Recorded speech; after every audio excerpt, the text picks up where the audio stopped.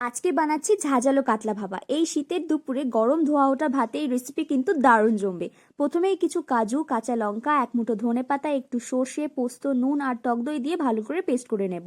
অন্যদিকে আগে থেকে নুন মেখে রাখা কাতলা মাছগুলোতে অল্প হলুদ গুঁড়ো মাখিয়ে সর্ষের তেলে বেশ কড়া কড়া করে ভেজে নেব। এতে ভাপালে মাছগুলো থেকে যে আষ্টে গন্ধটা আসে সেটা আর আসবে না। এবার একটা বড় টিফিন বক্সে বানিয়ে রাখা মশলাটা ঢেলে দিয়ে তাতেই কিছু গোটা কাঁচা পাকা লঙ্কা, সামান্য হলুদ গুঁড়ো, টেস্ট অনুযায়ী নুন আর কাঁচা সর্ষের তেল দিয়ে হাত দিয়ে ভালো করে মিক্স করে ভেজে রাখা মাছগুলো দিয়ে মশলা দিয়ে একটু কোট করে দেব।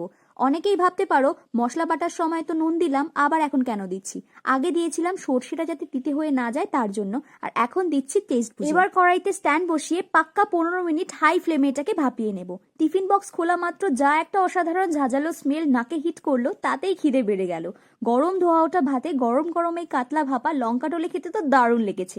অবশ্যই কিন্তু একদিন তোমরা ট্রাই করো, কেমন লাগলো আমায় কমেন্টে জানিও। এইরকম ভিডিও আরও দেখতে হলে চ্যানেলটা কিন্তু অবশ্যই সাবস্ক্রাইব করে রাখতে হবে। আরও অনেক অনেক রেসিপি রয়েছে আমার চ্যানেলে, তাই চ্যানেলে গিয়ে শর্ট সেকশনটি কিন্তু একবার অবশ্যই ভিজিট করে এসো।